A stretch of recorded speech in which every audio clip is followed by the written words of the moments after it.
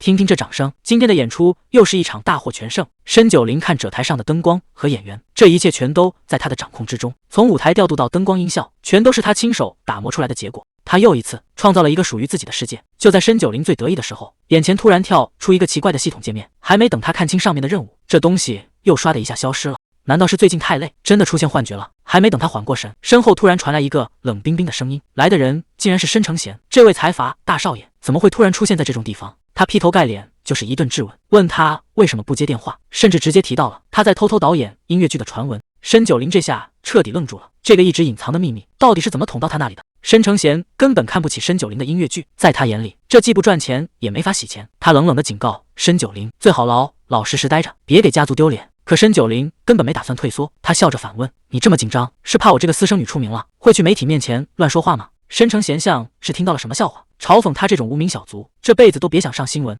申九龄看着他那副高高在上的样子，轻飘飘地回了一句：“你真不愧是你父亲的儿子，连这副嘴脸都一模一样。”这句话一出，申成贤的火气瞬间压不住了，局面眼看就要彻底失控。申成贤这下彻底被激怒了，他死死盯着申九龄，问他是不是觉得这一切很好笑。他一把抓住申九龄，警告他最好拎得清自己的身份。就在这时，周围路过的观众越来越多，为了维持那点财阀的体面，他强压起火气，突然变脸，命令申九龄跟他去更衣室解决。看着人群渐渐散去，申九龄心里很清楚，刚才那场华丽的梦已经彻底落幕了。申九龄已经受够了这虚伪的现实，他现在只想逃回剧场，回到那个大幕拉开的瞬间。谁能想到，这个念头刚冒出来，一道强光就唰的一下亮起，他竟然真的回到了舞台中央。还没等他搞清楚状况，一个黑影突然凭空出现，开口就叫他申九龄导演。对方说，因为一直等不到答复，所以干脆直接找上门了。这到底是什么鬼地方？眼前这个像矮人一样的小家伙，让申九龄彻底懵了。这诡异的空间和奇怪的人，难道自己是在做梦？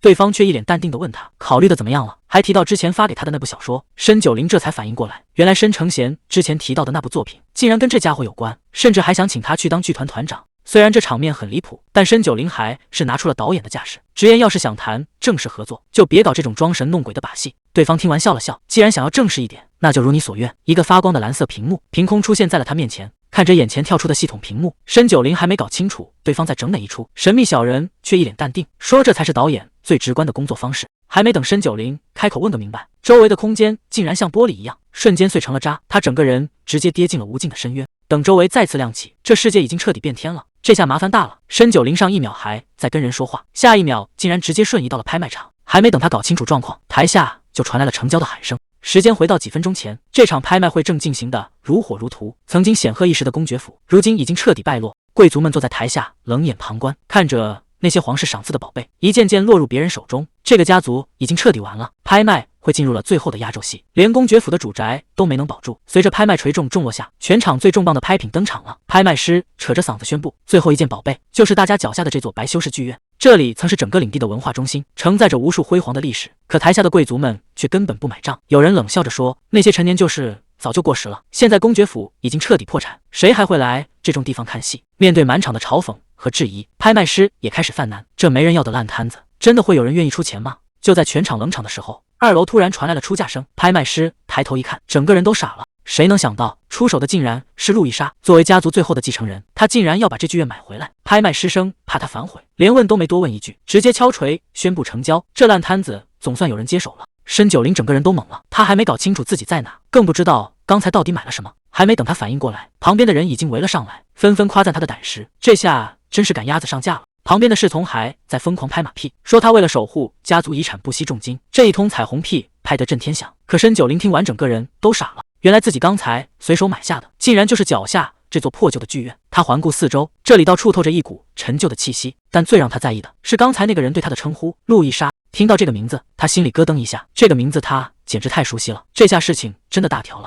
他终于反应过来，自己竟然穿越到了剧本里，而且还是他刚看完的那部戏。他现在的身份是梅瑟纳斯家族的唯一继承人，路易莎。听起来挺风光，但这位大小姐可不是什么省油的灯。她从小就在艺术堆里长大，眼光高的离谱，要是她看上的，不管是珠宝古董还是男人，通通都要弄到手。结果呢，硬生生把一个顶级豪门给败光了，留给路易莎的只剩下一个彻底破产的烂摊子。光败家也就算了，这位大小姐还是个彻头彻尾的疯子。为了满足自己的占有欲，她竟然胆大包天到去绑架男主角。可惜反派的下场从来都一样，他最终还是被送上了断头台，而亲手送他上路的正是那个被他囚禁过的男人。拍卖会总算结束了。可路易莎看着送上门的合同，心里只有后悔，就因为刚才一时冲动举了手，现在这烂摊子全砸手里了。他正愁着该怎么收场，结果怕什么来什么，一个男人突然叫住了他，开口就问：“你买下这剧院，难道是为了保住老公爵的遗产？”路易莎还没反应过来，眼前这个气场强大的男人到底是谁？直到旁人的一声招呼，他才猛地意识到，这位竟然就是传闻中的未婚夫迪恩斯。旁人还在那儿套近乎，觉得两人买下剧院肯定有大动作，可路易莎根本不想搭理。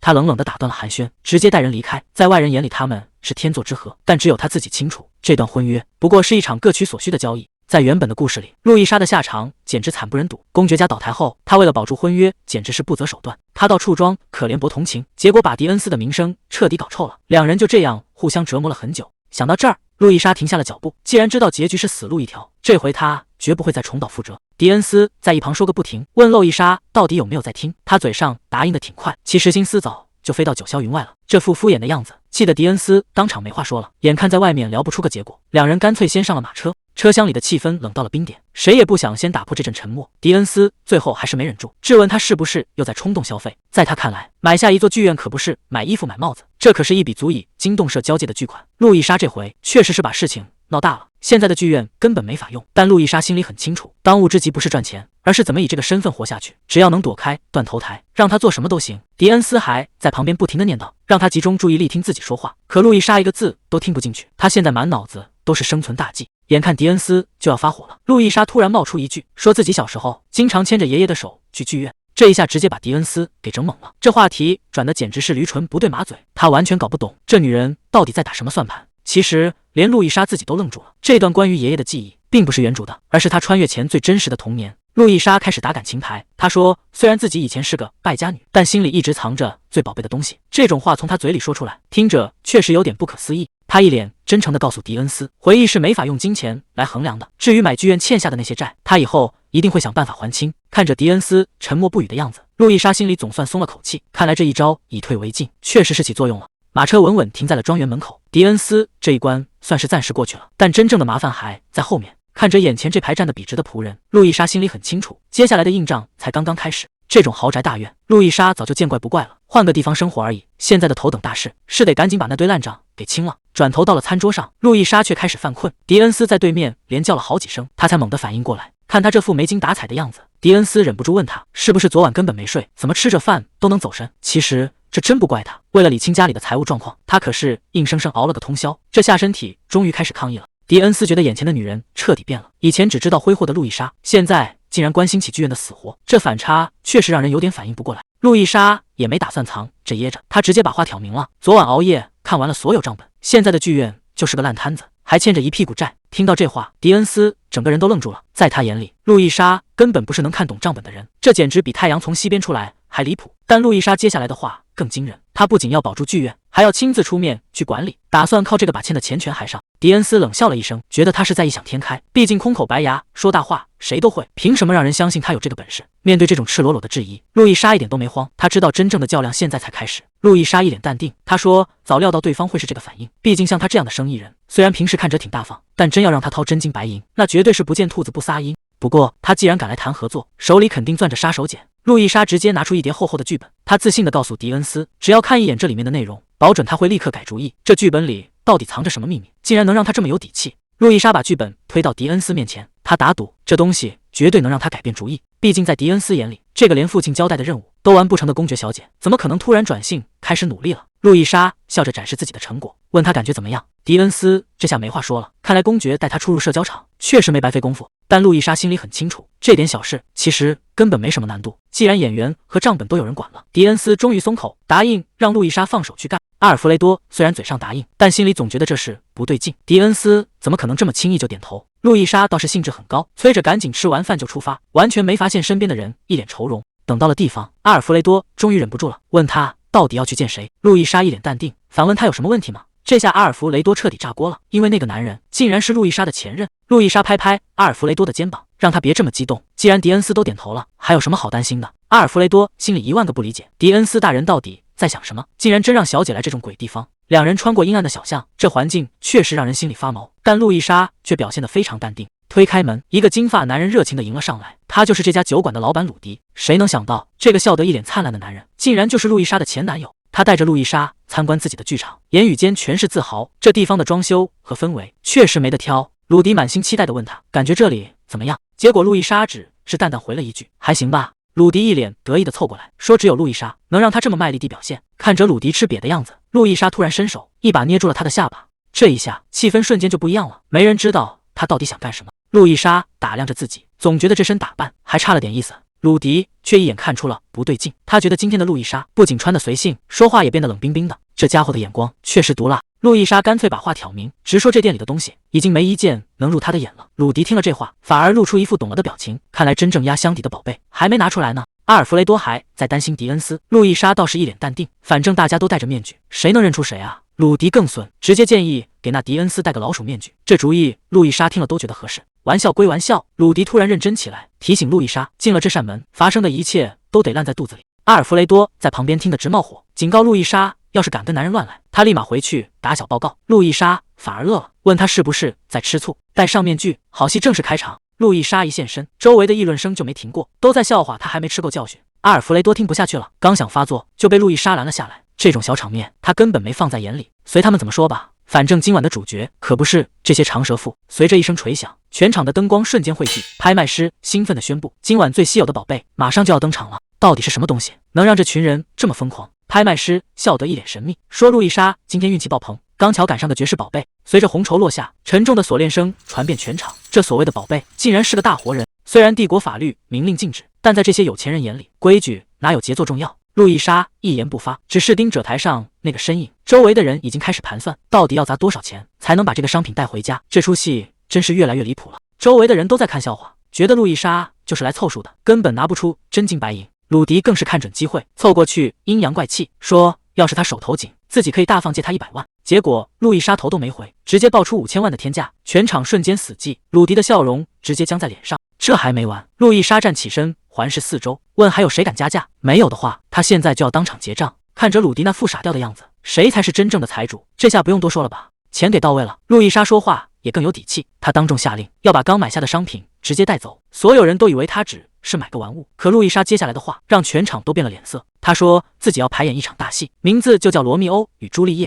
而台上那个戴着锁链的男孩就是他钦定的男主角，把奴隶变成罗密欧。这出戏恐怕比拍卖会还要精彩。阿尔弗雷多急忙拦住路易莎，劝他再好好考虑一下，毕竟在帝国法律面前，人口买卖可是重罪。他甚至威胁要上报给迪恩斯伯爵，可路易莎根本不为所动，因为这笔交易已经成交了。看着被锁链拴住的奴隶，他语气冰冷地命令道：“阿尔弗雷多，把他带走。”阿尔弗雷多看着手里的锁链，还是没法接受，路易莎竟然真的买了个奴隶。还没等他反应过来，一把钥匙就塞到了他手里。路易莎让他先把这人的锁链解开，这下谁都懵了。刚买回来就要放人，路易莎冷冷地反问：“难不成你想跟牵狗一样牵着他？”就在这时，帝国的局势也悄然发生了变化。现在的皇帝正是先皇的亲弟弟卡利南。按理说，这皇位本该是人家儿子的，可就在先皇中毒垂死的时候，卡利南趁虚而入，强行夺权。为了堵住暗杀的传闻，他假惺惺地立侄子为储君。可看着侄子一天天长大，他心里竟然动了杀心。谁能想到年仅10岁的莱奥，竟然奇迹般的逃出了皇宫。如今他已经19岁了。按照原著的剧情，1年后路易莎将会亲手绑架莱奥，可现在的局面似乎已经完全脱离了掌控。在原本的故事里，莱奥最后会亲手杀掉路易莎，甚至连临终遗言都不放过。为了能离死亡远一点，路易莎决定先下手为强，只要能救下他命运，或许就能改变。看着眼前这个男人的气质，路易莎心里已经有了主意，他就是最完美的罗密欧。可消息传得比风还快，整个宅邸瞬间炸开了锅，大家都在转，大小姐竟然买了个男人回来。为了买下那个男人，路易莎把手里的钱全砸进去了。阿尔弗雷多赶紧跑去向迪恩斯伯爵告状，谁知道伯爵根本不在乎，只要路易莎开口要钱，直接记在账上就行。可接下来的汇报却让伯爵停下了手里的笔。路易莎不仅亲自给奴隶包扎，竟然还邀请他一起演戏，甚至还给了他拒绝的权利，只要不愿意随时可以走。这可不像路易莎平时的作风。伯爵心里也开始犯嘀咕，向来任性的路易莎这次到底在搞什么名堂？阿尔弗雷多犹豫再三，还是说出了那个大胆的直觉。他觉得大小姐或许是在那个奴隶身上看到了自己的影子。伯爵沉默了。同病相怜这种词怎么会出现在他们这种家庭里？意识到自己多嘴了，阿尔弗雷多赶紧低头认错。伯爵没有发火，只是挥挥手让他退下。一个人待在书房里，伯爵反复琢磨着那个词。如果这猜测是真的，那路易莎的心思恐怕比他想的还要深。与此同时，外面的世界也正酝酿着新的动向。本以为捡到了个天才，结果排练刚开始，路易莎就差点被气晕过去。莱奥台词还没念完就被严厉的打断了。路易莎大声训斥：“重来！”声音这么小，观众根本听不见你在说什么。看着眼前这个木头一样的男人，路易莎开始怀疑他到底是真不会演，还是因为听了那些传闻，故意在跟我对着干。这出戏还没开演，导演就要先崩溃了。在别人眼里，路易莎是个花钱如流水又出了名难搞的大小姐，她倒是一点不在乎，反而想拿这名声做点文章。可眼下有个更让她头疼的事，这个刚买回来的男人开口闭口就是一句主人。路易莎听得浑身不自在，让她赶紧改口，毕竟这种称呼只会让两人的关系显得很别扭。谁知道莱奥不但没退缩，反而直接贴了上来，既然是你买下了我，那我整个人当然都属于你。这下气氛彻底变了，这个男人胆子太大了，他居然敢贴在路易莎耳边问，你买下我难道不是为了占有我吗？这种暧昧的试探换来的却是冷冰冰的一推。路易莎的语气里没有一丝温度，她冷冷的警告，别再有下次，我的话已经说得很清楚了。看来想靠这张脸走捷径，在路易莎这里根本行不通，如果不乐意现在走还来得及。但莱奥显然没打算退缩，既然要干，那就要拼命。路易莎开始传授秘诀，技巧固然重要，但真正的爆发力其实来自内心的情绪。话锋一转，路易莎突然抛出一个尖锐的问题，读到这段剧本的时候，你这个无理的奴隶心里到底在想什么？莱奥停顿了一下，随后给出了一个让人意外的回答，这种老掉牙的爱情故事能让人有什么感觉？看来这个演员比想象中更难对付。莱奥嘴上说着剧本俗气，可路易莎一眼就看穿了，他根本没说实话。真正吸引他的绝对不是那些情情爱爱，而是藏在文字底下的野心。路易莎凑近了问，你其实看出了别的东西，对吧？罗密欧这个角色表面上是在谈恋爱，实际上他是一个被家族名声压得喘不过气，一心想把枷锁甩掉的反叛者。这种带着刺的反抗才是这个故事真正的内核，也是莱奥最无法拒绝的诱惑。路易莎把剧本递了过去，直截了当地告诉莱奥，从现在开始你就是我剧本里的罗密欧。莱奥还没搞清楚状况，这女人到底在打什么算盘，结果还没等他开口，路易莎就露出了那种看透一切的笑，你心里在想什么我全都知道。路易莎还在琢磨怎么教演戏，结果莱奥根本不按套路出牌，他直接上手说前面的戏份太无聊了，既然是练习，不如直接跳到最关键的重头戏。路易莎这下反应过来了，这家伙绕了半天居然是想直接练吻戏，虽然有点恼火，但他还是转过身直接摊牌了，既然这是你想要的，那就来吧。路易莎主动招手让他上台开始练习，莱奥心里直犯嘀咕，他忍不住问，你不是最讨厌肢体接触吗？结果路易莎根本没接话，直接转身走人。这下莱奥彻底懵了，不是说好要练习吗？怎么直接把他晾在原地了？莱奥坐在地上，心里还在犯嘀咕，这女人真是让人捉摸不透。可就在这时，舞台上的灯光亮起，路易莎一开口，整个人瞬间就变了。她站在高处，深情地念着那段经典的告白，让他抛弃姓名，让他彻底属于自己。看着他伸出的手，莱奥这下彻底没话说了，眼前的女人简直像是换了一个灵魂，这种压迫感让他根本没法拒绝。刚才那一瞬间，他感觉自己完全被对方掌控，这种强烈的压迫感真实的让他根本分不清真假。结果呢，路易莎转头就恢复了冷静，甚至还笑着夸他配合的不错。看着路易莎若无其事的样子，莱奥开始怀疑人生了，刚才那种让人窒息的张力，难道真的只是在演戏吗？莱奥还没回过神来，他总觉得哪里不对劲，这演技跟他以前见过的完全不一样。他忍不住问，这次怎么不让我重演了？难道是他转性了？结果路易莎一脸得意，他说既然演得好，当然就没必要重来，这就是他想要的效果，只要彻底入戏，那种张力自然就出来了。看着他这副胜券在握的样子，莱奥只能无奈叹气，行吧，反正节奏全被他带走了。莱奥越想越觉得路易莎这个女人实在是太古怪了。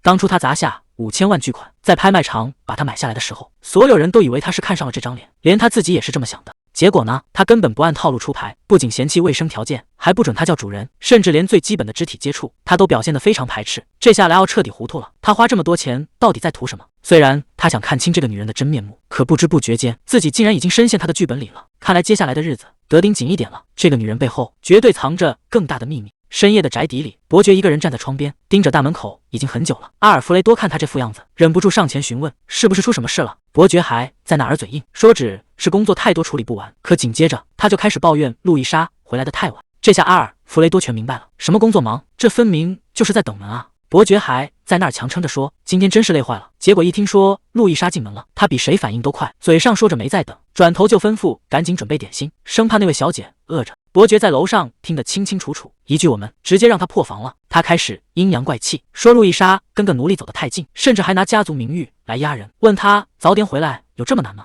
路易莎心里很清楚，这哪是教训，这分明就是赤裸裸的宣战。既然对方主动找茬，那他也没必要客气，正好他也有话要说，而且聊的偏偏就是他最在乎的家族名誉。这下有好戏看了。路易莎凑过去调侃道，亲爱的你这笔买卖做得真划算，毕竟在大家眼里，你们家不过是有钱的流氓罢了。迪恩斯这下彻底没话说了，他接着问，那你知道贵族之间到底是怎么打招呼的吗？迪恩斯还在回想刚才的事，路易莎已经坐到了他对面，他说知道迪恩斯不想见到自己，但接下来的话非常关键。他打算开门见山，只要这次的话剧能大获成功，欠下的债就能全部还清。迪恩斯对此并不看好，可路易莎接下来的话才是真正的重磅炸弹。他说等债务一清，两人的婚约就彻底作废。迪恩斯简直不敢相信自己的耳朵，可路易莎却一脸轻松，仿佛这才是他最终的目的。路易莎随口问了一句：“难道是为了那点家族名誉吗？”迪恩斯这下坐不住了，他反过来质问：“为什么突然对婚约变了卦？总不能直接告诉他我是为了保命吧？”这话要是说出来，场面可就没法收场了。结果迪恩斯居然开始自我攻略，他觉得路易莎最近太反常，甚至连带回家的奴隶都没碰过。在他眼里，路易莎就像是拿到了悲剧剧本，因为爱上了那个奴隶，又怕这份爱会毁掉自己，所以才想彻底逃避。这误会可真是越来越大了。迪恩斯的脑补能力简直绝了，他觉得路易莎提退婚其实是在下一盘大棋。在他看来，路易莎是想演一出苦情戏，故意让他这个暴发户抛弃自己，好换取全城人的同情，顺便洗白那糟糕的名声。迪恩斯越说越兴奋，甚至还夸这出戏编排的真精彩。路易莎听得一头雾水，但也总算看清了真相。原来迪恩斯是因为出身被瞧不起久了，骨子里全是自卑和受害者心态，所以看什么都觉得是阴谋。没想到这种时候，路易莎的职业病居然犯了，他开始像导演一样分析起迪恩斯的人设，这局面真是越来越离谱了。迪恩斯还觉得自己看透了一切，问是不是猜对了，路易莎却觉得他简直错得离谱。他开始讲起那段没人知道的往事。9岁那年，父母死于意外，就在葬礼结束的那天晚上，爷爷就逼着他去订婚。迪恩斯想打断，却被他拦住了。那时候他还天真的以为结婚应该是为了爱情，结果爷爷的一句话彻底打碎了他的幻想。在爷爷眼里，他不过是个呆售的商品，根本没有选择的余地，甚至还说这门婚约就是他那对可怜父母留下的唯一遗产。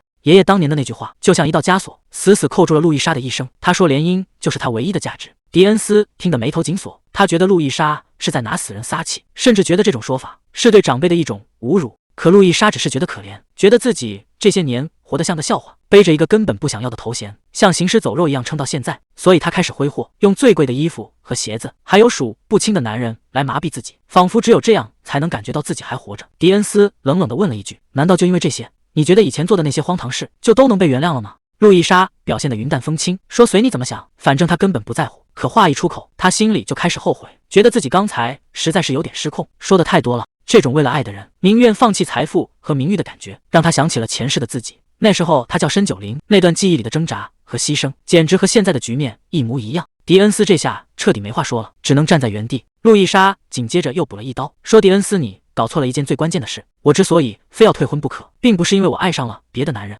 这一切其实都是为了你。你还记得我剧本里的帕里斯吗？在我的故事里，帕里斯曾对朱丽叶说，如果这门婚事让你不开心，你一定要大声拒绝。路易莎其实早就想通了，自己在痛苦的时候，迪恩斯肯定也觉得日子没法过，毕竟被迫娶一个名声狼藉又骄纵的大小姐，谁心里能痛快？他希望迪恩斯能得到幸福，而这才是他坚持要退婚的真正理由。这一觉睡得可真沉，路易莎醒来觉得浑身舒畅，好久没这么彻底放松过了。可还没等他高兴太久，昨天的记忆就开始疯狂攻击他，简直就是大型社死现场。他恨不得找个地缝钻进去。明明迪恩斯自己也想退婚，结果现在搞的好像全是他一个人在自作多情。就在这时，路易莎发现屋里黑漆漆的，女仆赶紧解释说，是伯爵大人特意吩咐，把窗帘全换成了遮光效果最好的。听到是迪恩斯的安排，路易莎嘴角忍不住微微上扬，刚才的尴尬瞬间散了一大半，轻声说，既然这样就留着吧。日子就这样一天天过去，路易莎开始忙着给新剧本选角，可看着眼前这些平平无奇的脸，她又开始头疼了。路易莎跑遍了市场，盯着一堆不起眼的旷世不放，老板觉得这就是堆废料，可他却打算变废为宝，用它做出前所未有的舞台灯光。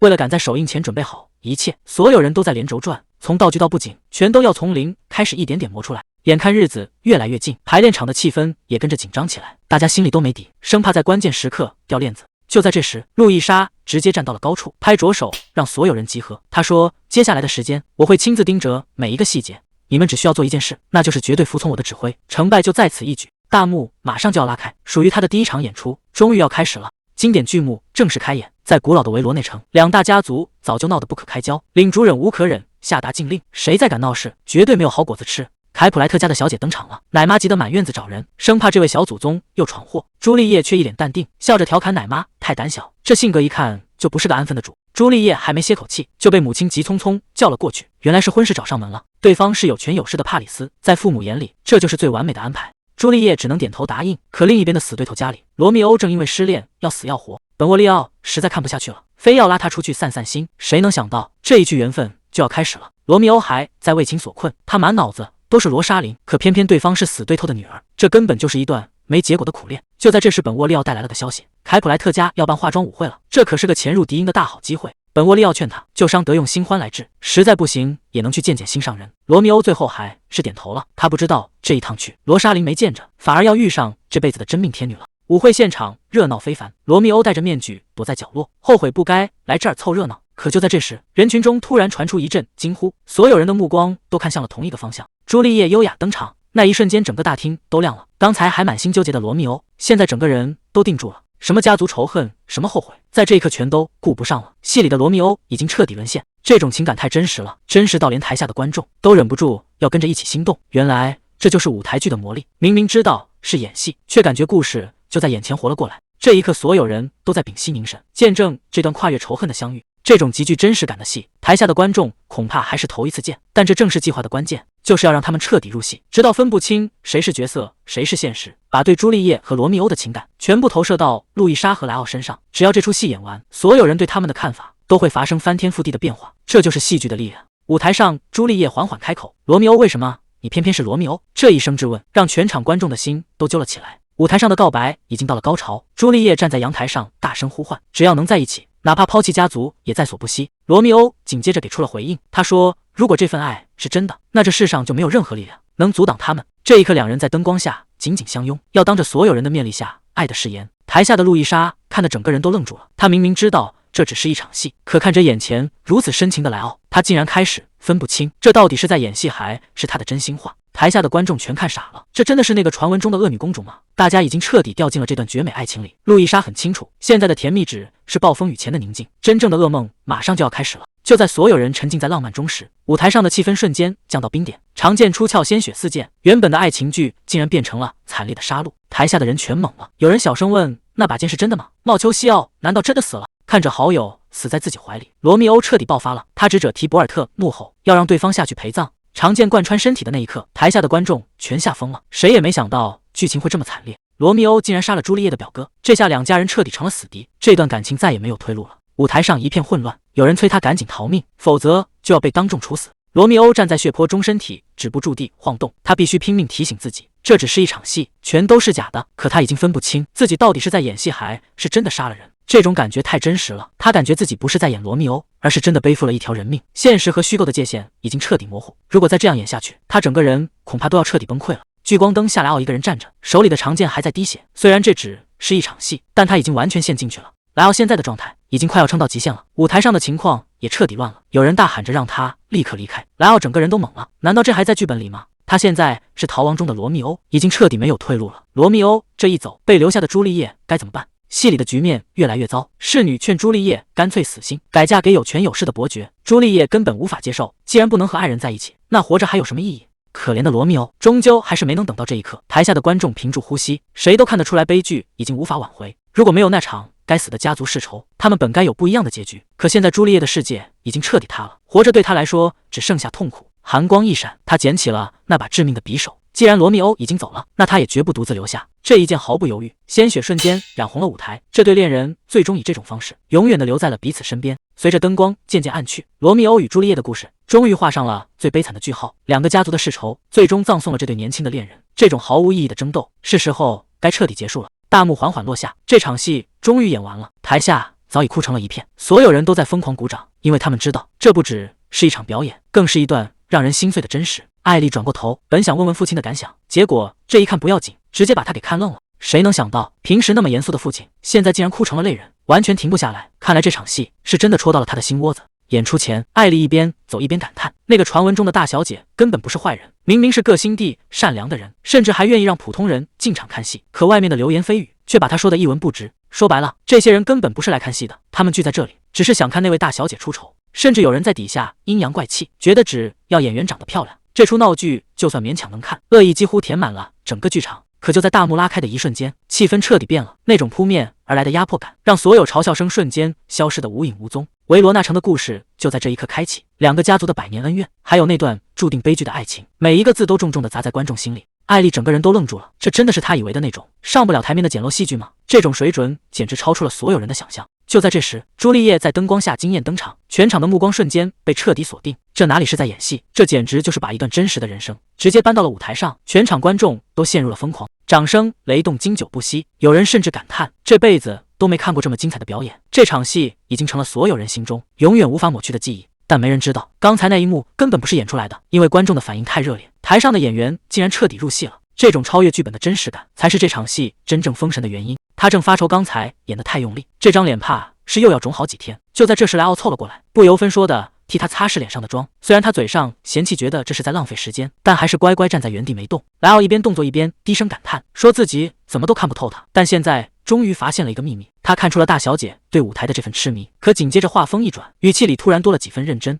既然你能这么喜欢演戏，那能不能也试着稍微喜欢一下我呢？路易莎愣住了，一时间没反应过来他在说什么。光听这句话，他就像个卑微求爱的可怜虫。但事实真的如此吗？看着他那副表情，路易莎心里很清楚，这绝对不是他的真心话。登基之后，他把亲戚清理得干干净净，甚至连当奴隶时的熟人也全都被他送走了。可复仇结束之后，留给他的只有无尽的孤独和空虚。直到那个女人的出现，才让他感受到了所谓的温暖。但在路易莎看来，这男人的深情全是演戏。在遇到女主角之前，他做的每一件事都虚伪透顶。路易莎没好气地说，既然要见观众，就别在那儿摆谱了，赶紧给我动起来。莱奥这副样子简直把主人的架势演到了极致。路易莎在旁边看着，火气已经快压不住了。这家伙真的在挑战别人的底线。到底是从什么时候开始，自己变得这么讨厌肢体接触？因为在他的记忆里，接触往往就意味着暴力。那个和他流着同样血脉的男人，带给他的从来不是温暖，而是没完没了的折磨。每一次所谓的接触，留下的只有洗不掉的伤痕和满身的淤青。那些羞辱和痛苦早就变成了抹不掉的伤痕，刻在了骨子里。但现在的我已经不再是那个任人宰割的灵魂，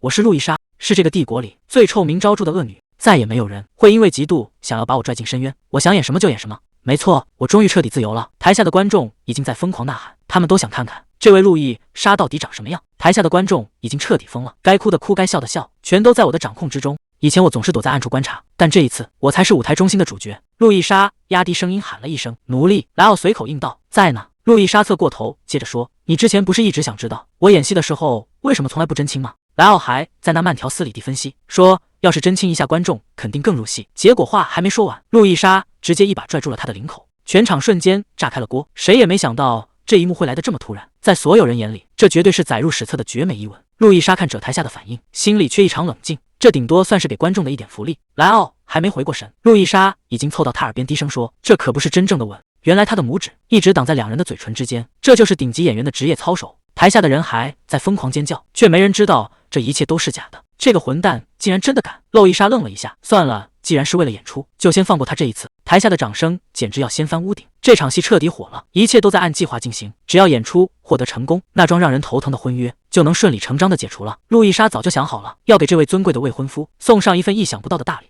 迪恩斯坐在包厢里，冷冷地看着这一切，他可不是那么好对付的人。他突然冷笑一声，事情变得越来越有意思了。表面上看这是一场悲剧爱情故事，但它跟普通的戏完全不同，连名声狼藉的帝国恶女都被塑造成了渴望爱情的纯情少女。最后那一吻更是神来之笔，让所有人都彻底分不清这到底是演戏还是真心。迪恩斯心里清楚得很，这全是路易莎提前算计好的圈套。他叫来随从阿尔弗雷多，吩咐道，去把那位小姐所有的开销全都整理成一份债务清单。阿尔弗雷多听得愣在原地，还没等他反应过来，迪恩斯接着说，再给剧院增加投资，金额直接翻3倍。他露出一丝玩味的笑，既然戏演得这么精彩，那就陪他玩到底吧。演出是结束了，可路易莎现在只想找个地缝钻进去。他躺在床上，觉得自己这辈子算是彻底毁了。谁能想到昨天在舞台上，他竟然一时冲动当众吻了莱奥，这根本就不在剧本里。剧团的人都觉得昨天的表演简直是场灾难，根本没法看。但结果却出人意料，报纸头条全是这个吻。那位名声在外的小姐，这回算是彻底火了。出了这么大的丑闻，路易莎倒是一点不慌，甚至觉得这波热度能让剧团彻底火一把。可饭桌上的气氛却安静的有点反常，平时的迪恩斯可没这么沉默。既然谁都不开口，那他干脆直接把话挑明。关于两人的婚约，他到底是怎么想的？路易莎本想趁机谈谈退婚的事，可迪恩斯压根没打算接这茬。他现在满脑子想的全是怎么靠这出戏赚大钱。他突然提到，全城的人都盯着路易莎的珠宝。紧接着，阿尔弗雷多就端上来一个精致的盒子，里面躺着一条价值连城的蓝宝石项链。路易莎彻底听懵了，自己明明没买过这种东西。迪恩斯淡定的解释，项链确实是他买的，因为他刚收购了一座矿山，打算借着路易莎的名气开启他的珠宝商业帝国。这下路易莎才明白，搞了半天自己只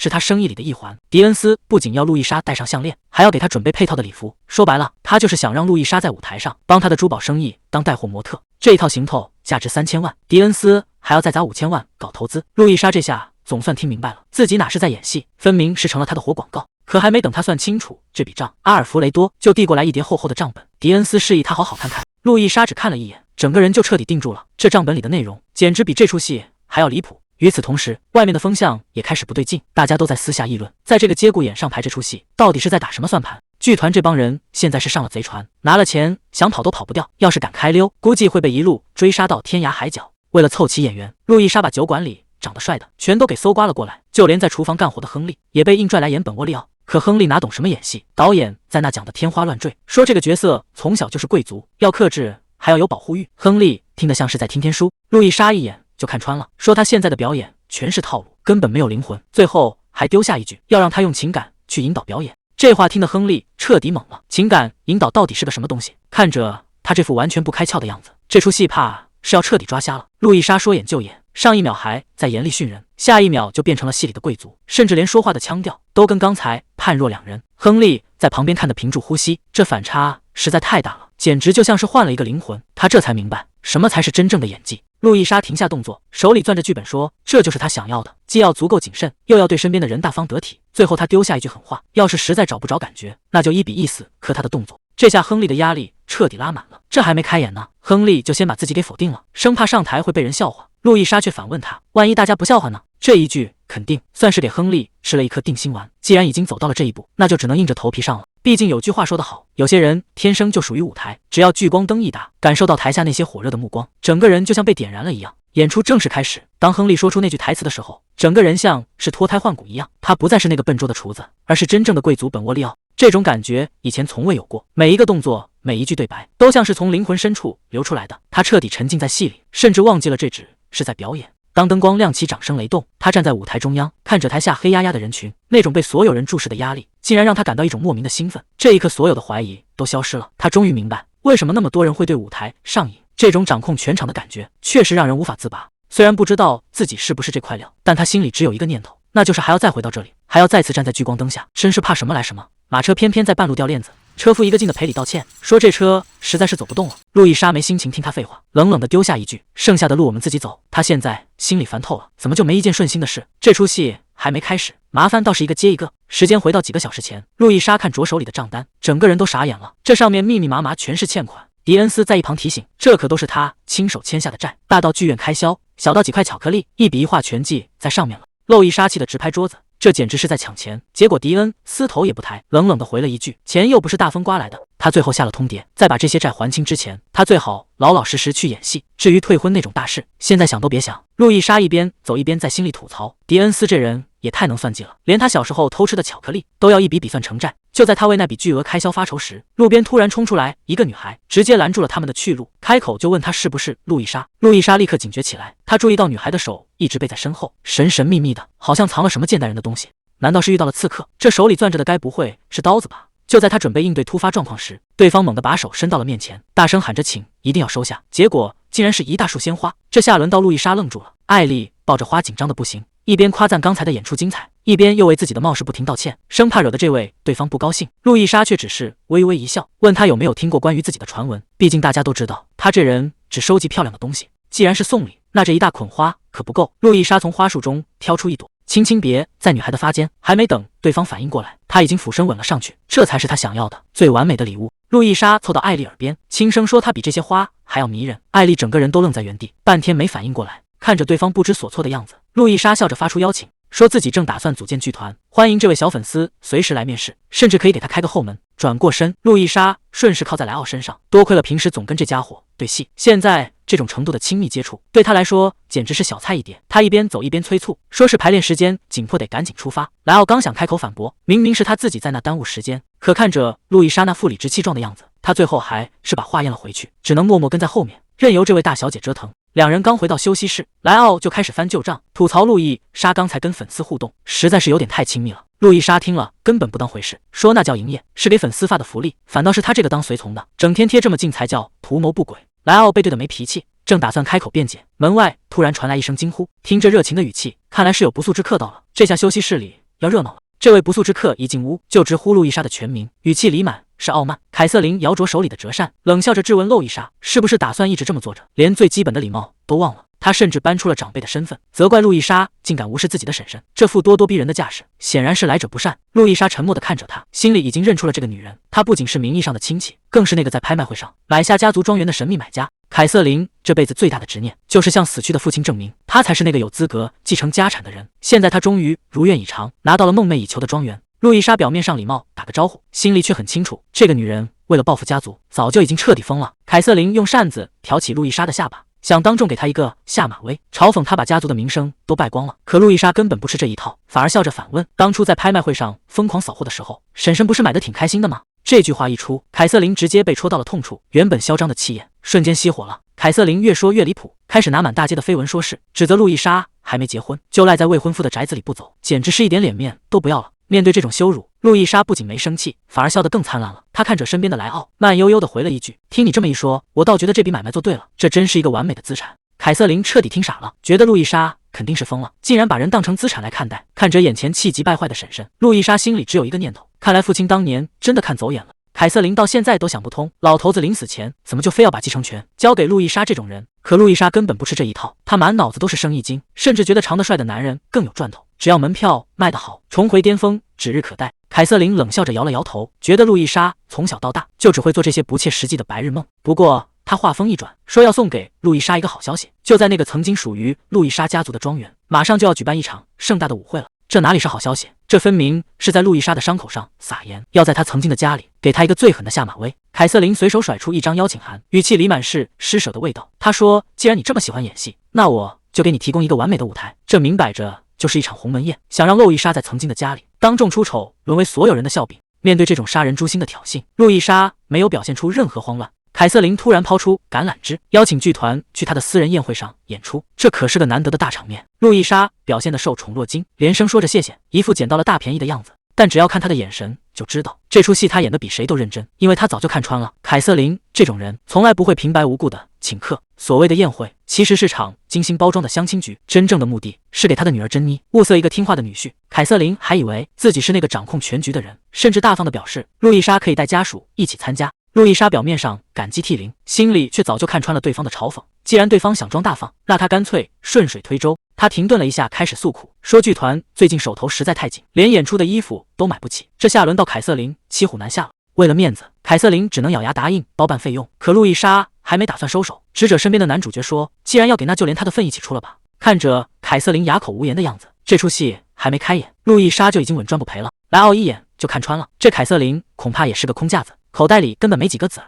凯瑟琳虽然心里在滴血，觉得这两个人是在合伙坑他，但为了维持那点可怜的自尊，还是硬着头皮答应全额买单。路易莎看着对方强撑的样子，不仅没有收手，反而觉得越来越有意思了。既然对方自诩是救命稻草，那就看看这根草到底能不能撑到最后了。现在正是寻找那个演员的绝佳机会。路易莎推开剧场大门，本以为会看到热火朝天的排练，结果眼前的景象让她直接冷了脸。放眼望去，全是些没脑子的草包，迟到的迟到，剩下的也都在混日子，根本没把演出当回事。这种散沙一样的烂摊子，真的能派上用场吗？他沉默地观察着每一个人，那双红色的眼睛里透着让人胆寒的审视。他在等那个人的出现。在一群偷懒的草包里，居然还有个早到的。亨利一看到路易莎，整个人紧张的话都说不利索了。明明是别人迟到，他却在那一个劲的道歉，搞得路易莎都有些莫名其妙。这人的脑回路到底是怎么长的？可谁能想到，这小子憋了半天，竟然提出了一个极其离谱的要求。他突然大喊一声：“请对我粗暴一点吧！”这话一出，空气瞬间凝固了。路易莎彻底没反应过来，这剧团里的人难道脑子都有点问题？闹了半天，原来是这个意思。亨利大喊着要当演员，路易莎这才反应过来，他刚才那些离谱的话其实是在表达决心。路易莎随口回了一句：“你现在不就是演员吗？”亨利却摇了摇头，他想要的不是混日子，而是像路易莎那样成为一个真正能掌控舞台的人。看来路易莎之前的表现确实给了这小子不小的震撼。提起舞台，亨利整个人都变了，他说自己兴奋的睡不着觉，耳朵里全是观众的掌声。虽然在路易莎眼里，他的演技还很平庸，长相也只能算一般，但这种纯粹的热情倒是让他刮目相看了。只要遇到好的引导，这小子肯定能脱胎换骨。路易莎看着眼前的亨利，决定让他彻底脱层皮。1个月后的宴会演出就是他的终极考核。路易莎甚至抛出了诱饵，只要表现得好，就直接签进他自己的剧团。亨利整个人都听傻了，原来路易莎不是在闹着玩，他是真的要大干一场，而且根本不打算给他留退路。路易莎已经列好了计划，除了正式排练，剩下的时间全是个人加练，真正的魔鬼训练现在才刚刚开始。不光是亨利，连莱奥也被拽了进来。路易莎可没打算放过任何一个人，她拍了拍手，魔鬼训练立刻开始。这强度简直离谱，亨利已经快要跟不上了，就连一向稳重的莱奥都觉得有点吃不消。这帮人到底哪来这么多精力？剧团的名气越来越大，门口甚至排起了长队，所有人都在好奇这出戏到底有什么特别的。路易莎在一旁默默观察，这种边演边练的方式确实让亨利进步飞快，但是真正的麻烦似乎还在后面，训练强度还在不断加码。路易莎一眼就看出亨利太紧张，脖子僵成这样可不行，不仅要纠正体态，甚至连晨练都给安排上了。这下亨利彻底懵了，本以为只是演个戏，结果还得天天加餐练体力。相比之下，莱奥倒是显得游刃有余。在路易莎眼里，现在的亨利就像一块木头，得从最基础的发声开始，一点点雕琢成会说话的演员。光会念台词可远远不够，这种毫无感情的表演听起来简直就是在背书。路易莎直接叫停了排练，看着跪在地上喘气的亨利，她突然问了一个奇怪的问题：你平时跟你父亲关系怎么样？亨利低声说：父亲已经不在了。路易莎愣了一下，接着追问他临终前有没有留下什么话。其实根本没有什么正式的遗言，当初家里破产，父亲受不了打击才倒下的。亨利终于说出了那个秘密，父亲临终前唯一的交代就是让他杀了那个女人。气氛瞬间降到了冰点，路易莎不仅没害怕，反而冷静地问他：既然是父亲最后的遗愿，那你为什么还不动手？亨利大声反驳，他这辈子最讨厌杀人，虽然家破人亡确实是因为那个女人，但杀人根本解决不了任何问题，这种清醒反而让局面变得更有意思了。路易莎看着他，这小子看着挺呆，说话倒是一点不客气，但这正是路易莎想要的。在那张温柔的面孔下，其实藏着一个最真实的灵魂，这才是演好戏的关键，把这种情绪彻底爆发出来。舞台的灯光亮起，真正的表演开始了。随着一声呼喊，亨利正式登场。谁能想到，亨利这次竟然彻底爆发了？他在台上撕心裂肺地质问，这种绝望感瞬间笼罩了全场。这演技跟之前相比，简直判若两人。那种发自内心的痛苦，根本不像是演出来的，连一旁的莱奥都看傻了。这还是那个被批评像木头的亨利吗？现在的他，每一个字都带着千斤重的力量。这种真实的情感宣泄，让原本虚构的戏份变成了一场无法直视的悲剧，局面已经完全失控了。亨利作为本沃利奥的扮演者，这种压抑感让他几乎窒息。看着眼前流血牺牲的场面，他心里只有一个念头：这一切根本不值得，为什么要为了无谓的仇恨付出代价？这一刻，戏里戏外的界限彻底模糊。对他来说，哪怕倒下的不是至亲之人，死亡本身的重量也足以让人崩溃。这种真实到可怕的情感宣泄，让台下的观众全都看傻了。谁也没想到，一场戏竟然能演得这么揪心，局面已经完全脱离了剧本。亨利的这种爆发，恐怕连对手戏的演员都接不住了。莱奥在台上喊出名字的那一刻，他自己都愣住了。这种前所未有的异样感，让他意识到自己似乎触碰到了角色的灵魂。这种感觉到底是什么？是入戏太深，还是演技终于开了窍？连他自己都说不清楚。亨利下戏后兴奋的不行，赶紧跑去跟路易莎分享。他激动地喊着：小姐，我刚才……路易莎微笑着点了点头，说她全都看在眼里。这种状态只要能保持住，接下来的排练就彻底稳了。看来有了亨利的爆发，整个剧团的进度都要起飞了。莱奥一直觉得自己能在舞台上站稳脚跟，全靠这张老天爷赏饭吃的脸。只要他一露面，台下的尖叫声简直要掀翻屋顶。但这次演完，有人却问了一个让他接不住的问题：刚才那场戏，你难道真的什么都没感觉到吗？他陷入了沉默，因为只有他自己心里清楚，这次的演出确实跟以前完全不一样了。那种压抑又真实的气氛，让他第一次觉得自己不是在演戏，而是真的活在了那个悲剧里。莱奥的状态彻底变了，那种莫名其妙的不爽感，让他整个人都充满了攻击性。哪怕是路易莎出现在身后，也没能让他消气。就在大家准备收工的时候，亨利的一声老师，直接让路易莎当场愣住。他怎么也没想到，自己竟然莫名其妙长了辈分。路易莎一脸嫌弃的反问：谁是你老师？我凭什么要教你？这辈分简直乱得离谱。亨利委屈巴巴地站在原地，不知道该怎么改口。看着他这副样子，路易莎沉默了半天，终于还是打算妥协了。看来这剧团里的关系比台上的戏还要精彩。这声老师叫出口，以后的日子恐怕更热闹了。路易莎看着眼前的局面，露出了满意的微笑。她知道这一切正按照她的计划稳步推进，导演的安排简直天衣无缝。这出戏现在彻底火出圈了，大街小巷全都在讨论剧情，有人在感叹演出就要结束，有人却还没看够，觉得每次看都有新发现。这种百看不厌的好戏，哪怕再看几遍都愿意。但在热闹的表象之下，莱奥却显得格外冷静。他独自站在窗边，看着外面喧闹的街道。他心里很清楚，这出戏的影响力已经远远超出了舞台本身，很多事情都要因为这场演出彻底改变了。莱奥终于意识到自己已经彻底陷进去了，原本只是在演罗密欧的故事，可不知不觉间，他竟然分不清哪里是戏，哪里才是现实。无论戏里的罗密欧有多痛苦，都逃不开家族的阴影。以前在他眼里，戏里的仇家凯普莱特就像当今那位高高在上的皇帝，让人根本无法逃脱。但现在一切都变了，他推开这扇门，心里想的却不再是那个皇帝，那个在舞台上最耀眼、真正掌控他灵魂的主人，只有路易莎。路易莎这个女人，简直就是一个解不开的谜。在外人眼里，她是那种名声扫地也不在乎的恶女，可谁能想到，他也会因为几句刺耳的话，就一个人偷偷难过。到底哪一个才是真实的他？莱奥现在是彻底被勾起了好奇心，他凑上去没个正经的打招呼，结果换来的却是路易莎的一顿数落：“动作快点，你是不是太闲了？”莱奥倒是一点不生气，反而语气更轻快了：“怎么，才一会儿不见，你就开始想我了吗？”这种不着调的话，让路易莎完全不想搭理他。这两个人的相处模式真是越来越有意思了。路易莎还是老样子，一点面子都不给。明明是在排戏，她却真把莱奥当成了奴隶，呼来喝去没个停。但莱奥心里一直有个解不开的疙瘩，为什么这个女人从来都不问他的名字？难道在他眼里，他真的只是一个好用的工具吗？还没等他想明白，路易莎的一声断喝，直接把他拉回了现实。罗密欧与朱丽叶的戏份到这里就彻底结束了，接下来要演的才是真正的重头戏。这一个月没日没夜的练习，可不是为了好玩，因为接下来的这场演出真的会要了他们的命。亨利现在兴奋的不行，毕竟马上就要去城堡演出了。但路易莎接下来的决定却让气氛瞬间变得不一样了。这次上场的只有你们两个，必须严格按照练习的来，绝对不能出任何差错。这出戏的难度确实很大，但对路易莎来说，这更是一个绝佳的机会。只要这出戏一开演，那个躲在幕后的人就再也坐不住了。凯瑟琳恐怕还没意识到，他给出的这个机会到底意味着什么。路易莎已经准备好要榨干这里所有的价值了。广场上现在全是八卦，马瑟纳斯城堡要办舞会的消息早就传得沸沸扬扬，连那个名声不好的大小姐也要去。长椅上的男人本来在喝酒，可听到演戏这两个字，他喝酒的动作突然停了。这事儿听者就不简单。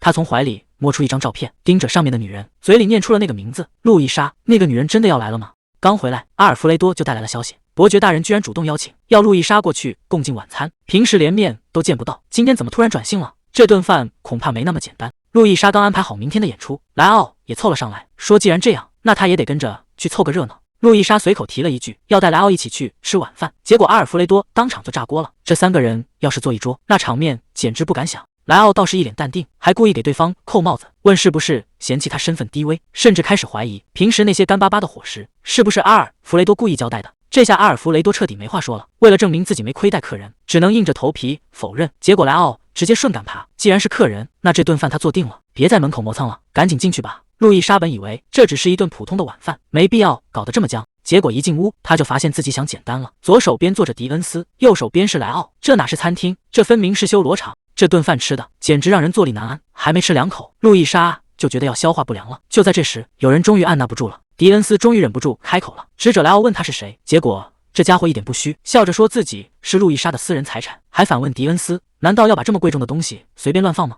这话一出，迪恩斯的语气瞬间阴阳怪气起来，说既然这么贵重，难怪去城堡参加宴会都要带着他，甚至连招呼都不跟未婚夫打一个。路易莎这下彻底失态了，原本打算瞒着的事情竟然被当众戳穿。他刚想开口解释，迪恩斯却根本不想听，这下麻烦大了。未婚夫显然已经动了真火，这顿饭注定是吃不下去了。莱奥这嘴是真的毒，当着面就开始挑衅迪恩斯，说他既不会演戏，也没什么特长，对路易莎来说根本没用，反倒是自己才是那个真正能帮上忙的人。这话一出，整张餐桌瞬间死一般的寂静。路易莎这下彻底急了，生怕这位大金主当场翻脸，赶紧大喊一声：“迪恩斯才是他最重要的人。”结果话一出口，气氛反而变得更诡异了。他只能硬着头皮解释，说迪恩斯可是剧团的赞助人，当然是最有用的。这解释简直是越描越黑，场面一度变得非常尴尬。莱奥还没打算收手，他笑着说：“迪恩斯这种人，其实就是在榨干路易莎的钱。”他随手转着餐刀，漫不经心地问这位伯爵：“这把刀值多少钱？”在他眼里，这些华丽的摆设最后都会变成路易莎的债务。这种赤裸裸的挑衅让餐桌上的气氛降到了冰点。迪恩斯终于不再沉默，他冷冷地看着莱奥，语气里满是不屑，说自己似乎一不小心让一只肮脏的老鼠进了屋。这下双方彻底撕破脸了。莱奥这回是彻底摊牌了，他当面质问迪恩斯，明知道那场宴会就是个火坑，是为了让路易莎当众丢人现眼，难道你这个当未婚夫的也要跟着外人一起看笑话吗？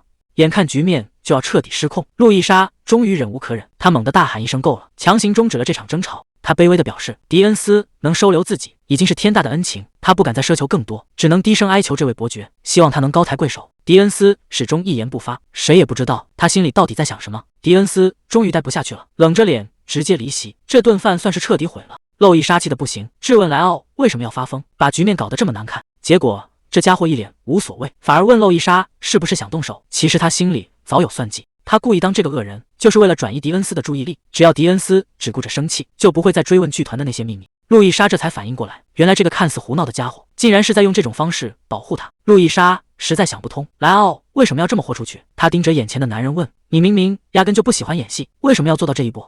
莱奥这回没再绕圈子，他直接走上前，语气变得异常认真。他说是因为你喜欢戏剧。还没等路易莎反应过来，他接着说出了心里话，因为我喜欢的人是你。这突如其来的告白让原本紧绷的气氛瞬间变得完全不同了。听到莱奥这番真心话，路易莎没忍住，直接笑出了声。这下轮到莱奥懵了，他一脸严肃地问：“这到底有什么好笑的？”路易莎停下笑声，轻声接了一句：“我也是，我也挺喜欢的。”莱奥刚想把话说清楚，路易莎却突然凑近，说她真的很中意他的演技。这一下直接把人整懵了，原本暧昧的气氛瞬间变得有点微妙。看他这一脸认真的样子，接下来的话才是真正的重点。路易莎毫不掩饰她的野心，在这个完全由她掌控的世界里，只要一个舞台就能彻底改变所有人的眼光。她享受这种把观众全部拿捏在手里的感觉，甚至反问莱奥：“难道你就不喜欢这种掌控感吗？”这一番话直接撕开了两人最后的伪装，原来他们根本就是同类人。路易莎最后丢下一句话，让对方试着多信任她一点，毕竟只要这场戏演好了，对谁都有好处。可还没等她亲近多久，门外就传来了急促的敲门声。原来是宴会的时间快到了，女仆们全都急得不行。这下屋里可算是炸了锅，刚才那股淡定的劲儿全没了，所有人都在为了接下来的宴会拼命折腾。路易莎还没反应过来，就被女仆们拉去强行打扮。看着这些和平时完全不同的首饰，她心里总觉得有点不对劲。为了这场宴会，所有人都在拼命追求极致的华丽，但这阵仗显然已经超出了预料。就在路易莎还在犯嘀咕的时候，迪恩斯已经带着人在外面等着了。看着严肃的架势，今天这出戏怕是没那么好演。路易莎主动走上前去，本以为会听到什么像样的赞美，结果迪恩斯开口第一句竟然是夸她值回票价。这话听着可真够刺耳的。在他眼里，路易莎现在不是什么合作伙伴，而是他名下最值钱的顶级资产。既然迪恩斯连钻石矿都搬出来了，那路易莎也干脆不装了，只要能达到目的，当个最贵的筹码又何妨？这种各取所需的合作关系其实也挺不赖的。两人相视一笑，这场关于利益的豪赌才算真正拉开了序幕。路易莎前脚刚离开，迪恩斯后脚就换了一副面孔，他直接叫住了阿尔弗雷多，语气里全是算计。他下令要彻查路易莎带回来的那个奴隶，而且是一个细节都不能放过。看来这场合作的背后还藏着更深的秘密。庄园门口的马车络绎不绝，这场筹备已久的盛宴终于要拉开帷幕了。凯瑟琳看着窗外那些到访的贵客，这背后全是还没摆上台面的利益交换。珍妮在一旁轻声提醒，客人们已经陆续入场了，现在所有人最关心的就是谁能有幸成为珍妮的夫婿。尤其是听说路易莎也要出席，这场关于权力和婚姻的博弈只会比想象中更加精彩。看着母亲在人群中谈笑风生，珍妮却觉得她想得太美了。现在的社交场上，所有人都在聊那个大红人路易莎，说她的新剧简直火出了圈。凯瑟琳表面上跟着客套，心里却酸溜溜的盘算着，她根本不相信路易莎真的能搭上伯爵这根线。在她看来，伯爵怎么可能看上那种没教养的女人？这种贵族式的傲慢，迟早会让她付出代价。下一秒，全场的目光都被大门口吸引了，路易莎竟然压轴登场，而且她这出场方式简直让在场的所有人都看傻了。她居然左右各带了一个大帅哥，莱奥和亨利一左一右，像护法一样跟在后面。这下名媛圈彻底炸开了锅，大家都在背后指指点点，说这种行为简直是伤风败俗。但路易莎根本不在乎，凯瑟琳笑着迎了上来，表面上是在欢迎路易莎，实际上每句话都在试探。路易莎礼貌地回了一句婶婶，但这声称呼里可没听出多少亲情。凯瑟琳问他重回旧地是什么感觉，路易莎意有所指的回答，这里的一切确实都不一样了，尤其是今晚，他非常期待接下来的好戏。路易莎独自站在宴会中心，这场面却实够气派，简直像把博物馆搬进了家里。有人一边感叹这里的奢华，一边却在心里盘算，这么好的地方，他当初竟然赊得低价卖掉。就在这时，一个熟悉的声音从身后传来：“路易莎姐姐，好久不见了。”珍妮带着凯瑟琳主动找上门，嘴上说着好久不见，眼神里却全是挑衅。谁能想到，这位路易莎的堂妹一开口就没打算客气，寒暄还没过3句，她就直接撕开了伪装。珍妮指着路易莎的脖子问：“姐姐，这串项链该不会是你偷来的吧？”面对这种指控，路易莎一点都不慌，反而淡定地回了一句：“这可是我未婚夫送的礼物，他说只有这串项链才配得上我。”刚才还气势汹汹的珍妮，这下彻底没话说了。路易莎冷笑着问他：“怎么不说话了？刚才那古劲儿去哪了？”这串项链可大有来头，它叫海洋之泪，是伯爵家族传给儿媳的宝贝。珍妮这下全明白了，伯爵人虽然没到场，却用这串项链告诉所有人，路易莎就是他认定的人，这分明是故意在给他撑腰。局面瞬间变得很尴尬，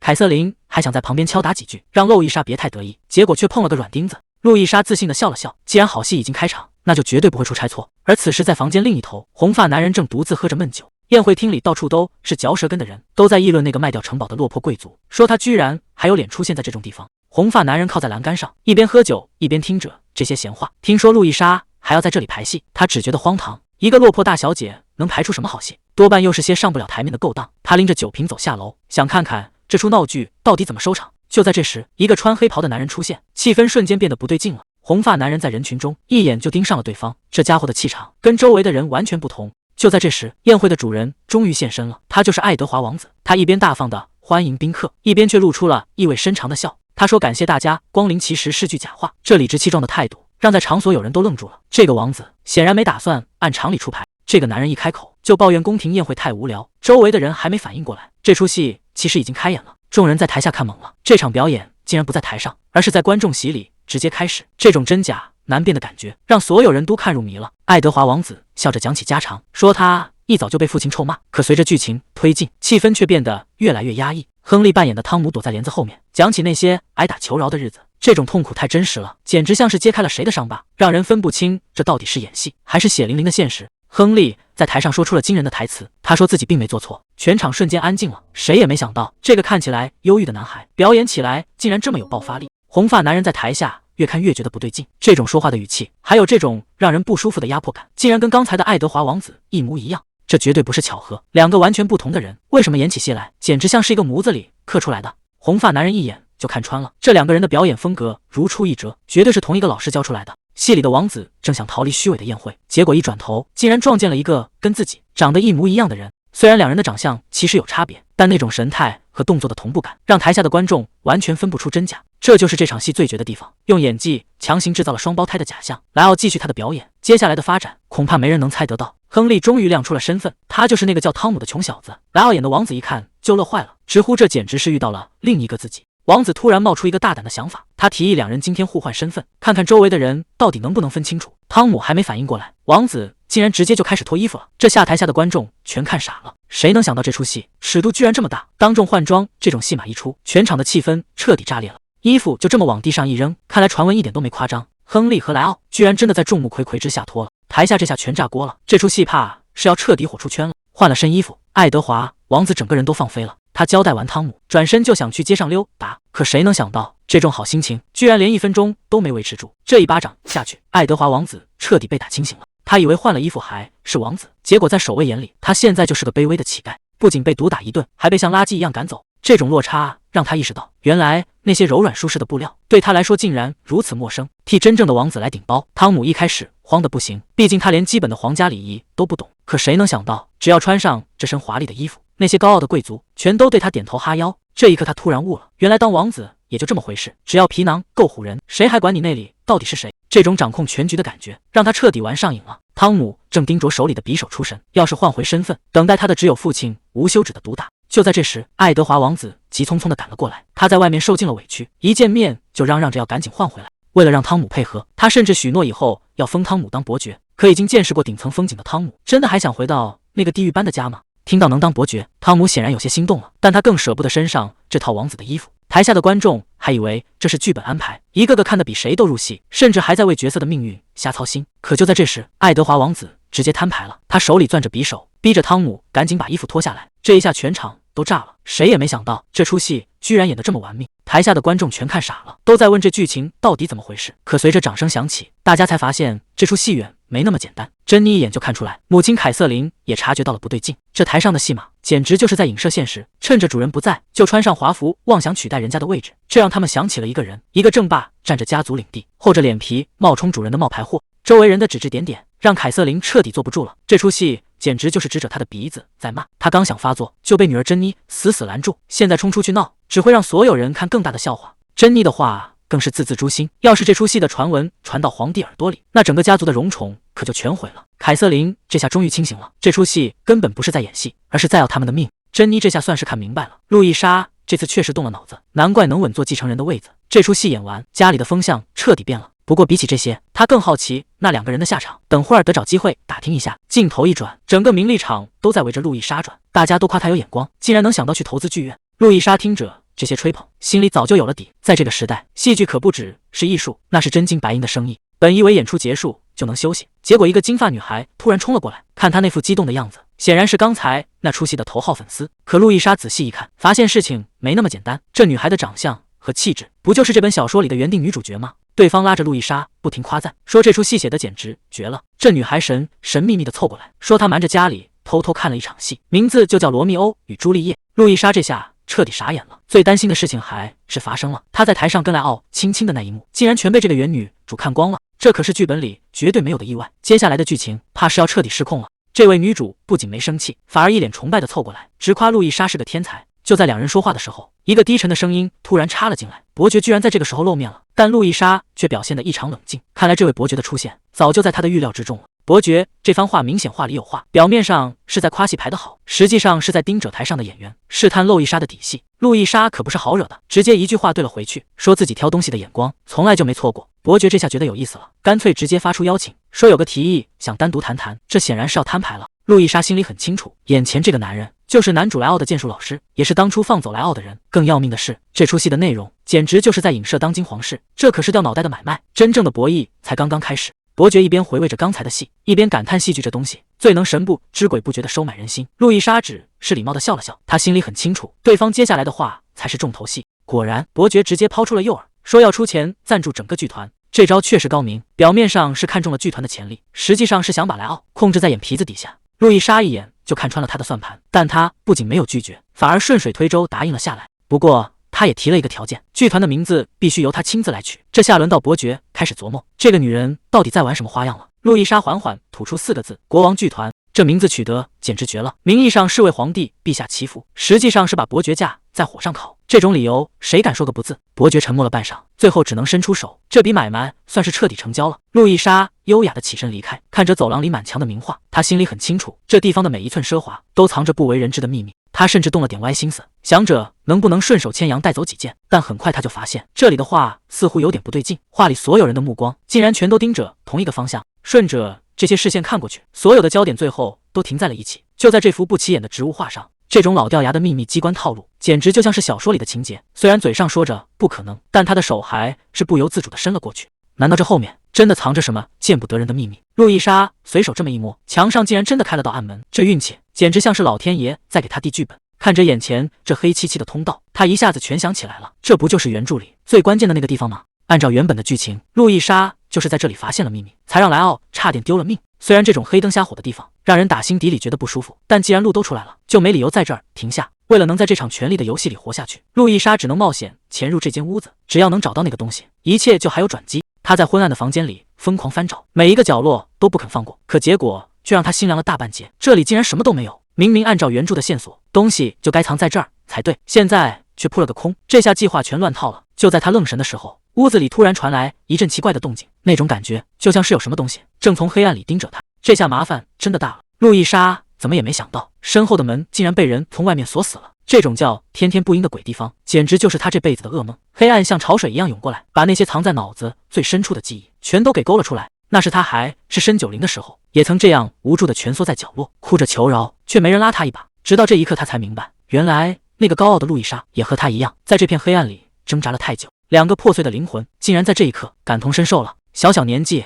就被指控偷东西，这下真是跳进黄河也洗不清了。他哭着求救，说自己是被冤枉的，可对方根本不听，直接骂他是骗子。但在路易莎心里，这根本不叫偷，这满屋子的荣华富贵全是他父母用命换来的，他才是这里真正的主人。既然被抓住了，他索性也不装了，这份人情他以后自然会还。可男人接下来的话却让他当场愣住，你真的知道站在你面前的人是谁吗？路易莎还没从刚才的回忆里缓过神，这间本该没人的暗室竟然被人从外面推开了。那一束光照进来的时候，他只觉得背后发凉。莱奥冷冷的开口，终于找到你了。演出是结束了，可莱奥心里总觉得不踏实，刚才那个角色让他有种说不出的不安。就在这时，屋里传来了凯瑟琳的声音，看来这位夫人的心情那是相当不错，她正忙着给女儿物色好亲事。至于那个让她不爽的女人，显然已经成了她的眼中钉。凯瑟琳这下总算舒心了，只要那个女人不在眼前，她就能彻底放松下来。可莱奥却越想越不对劲，路易莎已经消失好一会儿了，这么热闹的舞会上竟然完全找不到她的影子。这种似曾相识的局面让他根本坐不住了。坏了，难道历史又要重演了吗？守卫们正凑在一起嘀咕，比起夫人的怒火，他们宁愿被那位小姐教训一顿。看来凯瑟琳平时的手段确实让人后怕。莱奥躲在暗处，把这些话全听了进去。他凭着记忆在墙上摸索，这里肯定藏着什么。没错，就是这儿。这下没跑了。莱奥终于在房间里堵住了路易莎，他低声说：“终于找到你了。”可看着眼前的女人，他才猛地意识到自己这回真是看走眼了。难怪他从来不打听他的身份，甚至对他这个所谓的随从表现出那种异样的亲近。原来打从一开始他就看穿了一切，甚至还在一旁安安静静的陪他演戏。闹了半天，他才是那个被蒙在鼓里的人。莱奥终于看清了，原来他早就知道自己到底是谁。想起他之前那副温柔又感激的样子，他忍不住冷笑着说：“你可真是个骗子。”路易莎一句话也说不出来，只能看着他步步逼近。这下两人的伪装彻底撕开了。就在两人僵持不下的时候，路易莎突然示意他停下。他说：“等一下。”他蹲下身子，在木地板上仔细敲了敲，这里的回声明显不对劲。掀开厚重的地毯，下面竟然藏着一个暗格。莱奥在旁边看着，显然也没想到这里别有洞天。路易莎从里面拿出一本书，语气里满是笃定：“就是这个，费了这么大劲，藏得这么深的秘密，总算要浮出水面了。”路易莎这回是真豁出去了，他直接把刚找到的书递过去，想跟莱奥做个交易。他说：“这东西归你，就当是买我这条命了。”莱奥还没想明白这女人到底在打什么算盘。就在这时，楼梯口突然又冒出一个人。看清来人的脸后，路易莎脱口而出：“珍妮。”珍妮语气里全是怀疑，问路易莎是不是还没偷够，还是说在这深更半夜的，她还有什么更见待人的目的？路易莎看向珍妮说：“咱们两个单独聊聊。”换了个地方，珍妮说话可就没那么客气了，她直截了当的问：“你到底有多信任那个男人？”路易莎倒是很清醒，她说：“这跟信任没关系，大家不过是各取所需。”珍妮听完冷笑了一声：“既然是为了钱，干嘛不找个更稳当的靠山，非要在那儿赌命呢？既然要找靠山，为什么不考虑我呢？”路易莎这下彻底懵了，难不成这女人是想让自己嫁给他？珍妮倒是一点没开玩笑，她说这地方早就成了烂摊子，为了买下这座城堡，已经欠了一屁股债，这种表面风光根本撑不了多久，她必须尽快给自己找个退路。你的表演确实很精彩，连我这种挑剔的人都被你收买了，我想雇你来帮我管剧团，这可不是简单的跳槽。珍妮要求路易莎立刻跟伯爵家断个干净，彻底站到自己这边来，与其在别人手下赌命，不如跟着他一起单干。珍妮笑着问：“怎么样？这个提议你心动吗？”这下轮到路易莎选了，是继续留在火坑里，还是换个活法？珍妮这番话直接撕开了最后的体面，说白了，你跟伯爵之间早就只剩下互相利用了。路易莎虽然没否认，但她也有自己的顾虑，毕竟现在收手，名声可就全毁了。更何况伯爵这种精明人，怎么可能白白帮他收拾烂摊子？可谁能想到，珍妮接下来的这句话，直接让他没法拒绝。这笔债我替你还了。环球剧院马上就要被拍卖了，而他打算直接买下来。他的野心可不止于此，他要把这里改成私人剧院，专门走高端路线，只接待那些真正懂艺术的贵族。他看着路易莎说：“这种戏只有你演得出来，我会给你最大的舞台。这已经不是在招揽演员了，而是在分封领地。只要你点头，你就是环球剧院唯一的主人。”面对剧院主人这个诱惑，谁能不心动？可路易莎接下来的回答却让局面瞬间反转。她笑着说：“我拒绝。”这下轮到珍妮懵了，这么大的便宜，居然还有人往外推。原来路易莎早就看穿了，这笔钱的来路太明显，全是凯瑟琳的钱。她虽然需要钱，但绝不会为了这点利益去背叛伯爵。珍妮这下看明白了，路易莎对伯爵的维护可不是一般的忠诚，这变脸的速度明显是动了真感情。她盯着路易莎脖子上的项链，那可是前任伯爵夫人的遗物，这种级别的宝贝，伯爵居然舍得送给她。珍妮忍不住感叹，看来这位伯爵大人居然是个会为了真爱结婚的情种。这话一出，路易莎彻底听懵了，她怎么也没想到，在别人眼里，自己竟然成了伯爵的真爱。闹腾了一整天，大家总算能歇口气了，可路易莎的心里却早就乱成了一团。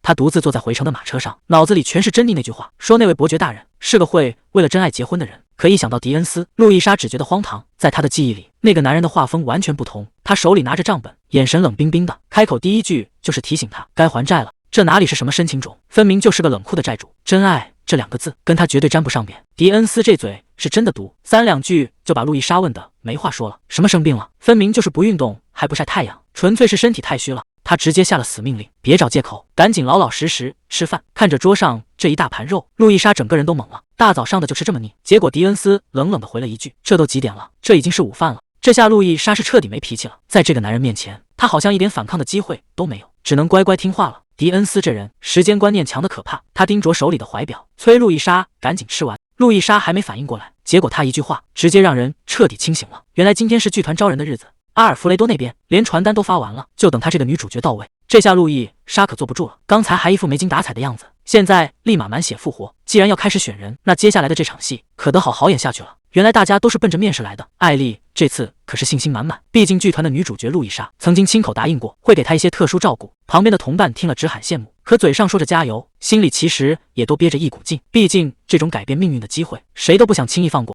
既然已经到了会场门口，那就没什么好保留的了。接下来的这场面试只能各凭本事了。刚进会场，这气氛就不太对劲，到处都是议论的声音。亨利小声问团长：“你这状态是不是不太行？”莱奥在旁边搭腔：“估计是前几天宴会累着了。”亨利一脸纳闷：“演戏的明明是我们，他在累什么？”路易莎直接回过头：“既然你这么有精神，下一部戏你就按这个镜头去演。”这话一出，所有人都愣住了。难道新剧本已经定了？剧本还没写完，主角的人选就要在今天的面试里定下来？路易莎接过名单，心里其实一直惦记着一个人，结果刚看一眼，她整个人就定住了。1号选手，请进。随着脚步声越来越近，路易莎简直不敢相信自己的眼睛，怎么会是你？谁能想到这1号选手竟然是剧团老板的女儿艾琳娜？看她这副自信满满的样子，台下的评委却一个都没说话，气氛尴尬到了极点。亨利凑到跟前说：“团长，老板女儿也来面试，这传出去怕是不太公平。”路易莎头都没抬，既然这样，那你现在可以出去了。艾琳娜这下彻底懵了，还没开口演呢，直接就被判了死刑。艾琳娜这大小姐脾气也上来了，既然不相信我的实力，那就睁大眼睛看清楚。路易莎最后还是松了口，行吧，既然准备了，那就给你个机会。谁能想到艾琳娜一上台，竟然当众把鞋给脱了，连帽子和外套都扔在一边。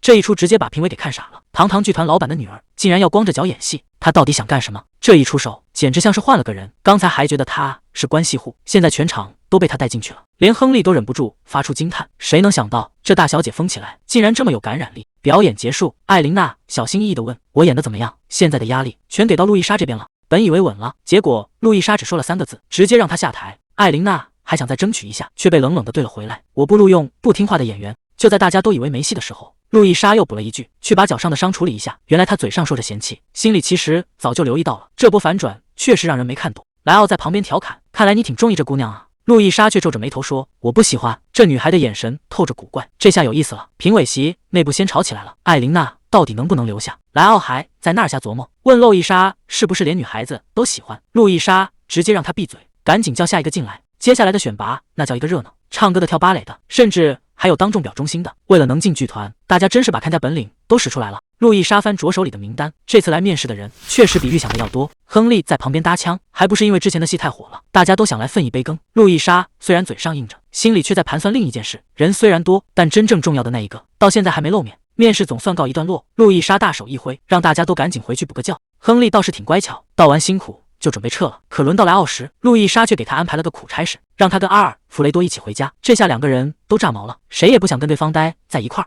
莱奥急得不行，追问他到底要去哪。阿尔弗雷多更是怀疑他是不是又要去见哪个男人。路易莎根本不接这茬，笑眯眯的摆摆手，让他们少管闲事，早点回家。看着他潇洒离开的背影，这2个男人真是拿他一点办法都没有。不过话说回来，他这么神神秘秘的，到底是要去见谁？大半夜的，路易莎一个人穿过小巷，最后停在了一家酒馆门前。老板鲁迪正忙着招呼客人，一抬头，欢迎光临，还没喊完，就发现来的人竟然是他。路易莎倒是淡定，一开口就嫌弃他招待不周。鲁迪赶紧凑上来打听，这次又是来找舞台道具的，还是说又打算来这儿找男人了？路易莎没理他的调侃，直截了当的说：“今天没那些心思，单纯就是想喝2杯。”鲁迪一看这架势，赶紧去拿压箱底的好酒，看来今晚路易莎是有心事啊。路易莎正埋头赶着剧本，连头都没舍得抬一下。听到酒瓶落桌的声音，他还随口夸了一句，说今天的服务速度挺快。结果对方一开口，声音完全不对劲。路易莎这才发现，面前站着的根本不是鲁迪。红发男人笑得挺自信，说要是能请他喝一杯好酒，他就把剧本里的漏洞全指出来，甚至连剧本的名字他都一字不差的念了出来。这下有意思了，这家伙到底是什么来头？红发男人直接摊牌，说这剧本有问题。路易莎当然不服气，觉得自己的作品没毛病。结果对方冷笑一声，说这根本算不上什么戏剧，不过是2个演员在临场发挥。这话简直是当头一棒，把他的骄傲踩得粉碎。就在气氛降到冰点时，鲁迪端着酒走了过来，